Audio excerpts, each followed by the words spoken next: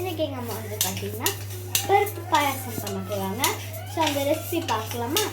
So first நீங்கள் வந்து பருப்பை நல்லா வந்துட்டு லோ ஃப்ளேமில் வந்து ஃபஸ்ட்டு நீங்கள் வறுக்கும் போது லோ ஃப்ளேமில் வச்சுட்டு வறுத்துட்டு அதுக்கப்புறம் கொஞ்சம் கொஞ்சமாக நீங்கள் ஹை ஃப்ளேம்க்கு மாற்றிட்டு அப்படி லோ ஃப்ளேம்லேயே வச்சு வறுத்து இது பண்ணிக்கலாம். நீங்கள் வந்து இது ஒரு 10 to 15 மினிட்ஸ் கிட்ட வந்துட்டு நல்லா வறுத்துக்கிட்டே இருக்கணும். ஸோ இந்த வீடியோ பிடிச்சிருந்தோம்னா லைக் பண்ணுங்கள், கமெண்ட் பண்ணி ஷேர் பண்ணுங்கள், சப்ஸ்கிரைப் பண்ணிக்கோங்க, பக்கத்தில் பெல்லைக்கு கிளிக் பண்ணிக்கோங்க. ஸோ இந்த மாதிரி நீங்கள் கழுவிக்கோங்க. ஸோ இந்த மாதிரி நீங்கள் ஒரு 2 டைம்ஸ் கழுவிக்கோங்க. அது ஏன்னா நம்ம இது பண்ணனாலும் இந்த ஹீட்டில் இருக்கக்கூடாது. ஸோ இந்த மாதிரி நம்ம 2 டைம்ஸ் கழுவி இப்போ நம்ம இதில் கொஞ்சம் தண்ணி ஆட் பண்ணி இதை அப்படியே நம்ம வேக வச்சுக்கலாம். இந்த மாதிரி நம்ம குக்கரில் வந்துட்டு இது பண்ணி விட்டுக்கணும். ஒரு 5 விசில் வந்தோடனே நீங்கள் வந்துட்டு அதை அப்படியே என்ன சொல்கிறது எடுத்துடலாம். ஸோ அதுக்கப்புறம் வர ஸ்டெப்ஸ் எல்லாம் நம்ம அது வெந்ததுக்கப்புறம் பார்த்துக்கலாம். வெள்ளத்தை இந்த மாதிரி நீங்கள் வந்து கட் பண்ணிக்கணும். அந்த ஸ்டெப் முடிஞ்சோடனே வெள்ளத்தை வந்து நல்லா இது மாதிரி கட் முடிஞ்சோடனே இல்லை, அது ஆகிட்டு இருக்க இடையில, அதாவது பருப்பு வேகிறதுக்கு இடையில நம்ம இந்த மாதிரி வெள்ளத்தை ஒரு விசில் வந்துடுச்சு. வெள்ளத்தை நல்லா ஒரு கேரமல் மாதிரி அப்படியே ஆக்கி தண்ணியை போட்டு அப்படியே நம்ம இந்த மாதிரி பண்ணிக்கணும். இந்த மாதிரி நம்ம தேங்காய் கட் பண்ணி வச்சுக்கணும். நம்ம பருப்பு வெந்துருச்சு, அந்த தண்ணியோடு அப்படியே நம்ம ட்ரான்ஸ்ஃபர் பண்ணிக்கலாம். ஸோ பருப்பு ஆட் பண்ணிங்கன்னா நீங்கள் ஒரு பிஞ்ச் உப்பு போட்டுக்கோங்க டேஸ்ட்டுக்காக. பின்னாடி ஒருத்தவங்க சொன்னாங்களோ அந்த மாதிரி நீங்கள் டேஸ்ட்டுக்காக போட்டுக்கணும்.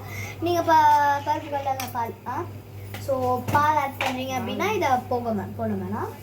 ஸோ வந்து நல்லா கிண்டிட்டு நீங்கள் ஆஃப் பண்ணிக்கணும். இப்போ வந்து நம்ம அந்த இது பண்ணி வச்சுருந்தோம்ல வெல்லம் வந்து அப்படியே இதில் வடிகட்டி ஆட் பண்ணிக்கணும். ஏன் வடிகட்ட சொல்கிறோம் அப்படின்னு பார்த்தீங்கன்னா, நம்ம வந்து எவ்வளோ நாள் போட்டாலுமே அதில் கொஞ்சம் வெல்லம் வந்துட்டு ரொம்ப குட்டி குட்டி பீஸ் கொஞ்சம் கொஞ்சம்லாம் வந்து இதாகாமல் இருக்கும், அதாவது மெல்ட் ஆகாமல் தண்ணியோடு இருக்கும். ஸோ அதனால் நான் அப்படி சொல்கிறேன். ஸோ என்ன பண்ணுறேன், ஸோ இன்னொரு குட்டி பேனில் நம்ம என்ன பண்ணணும் அப்படின்னு பார்த்தீங்கன்னா நெய் போட்டுக்கோங்க. இப்போ இந்த நெய் வந்து நல்லா இதான உடனே தேங்காய் உரித்து வச்சுருக்கோம்.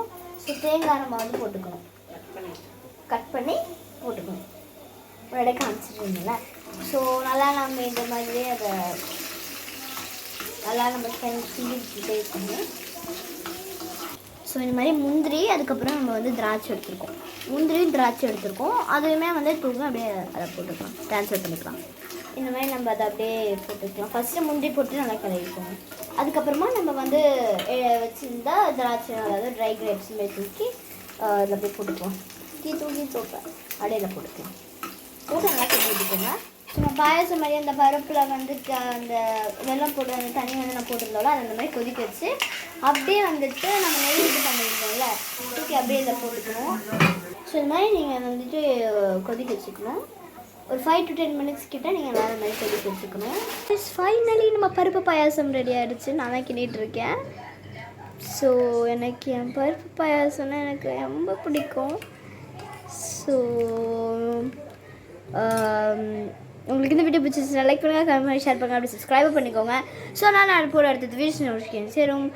Bye my golden subscribers.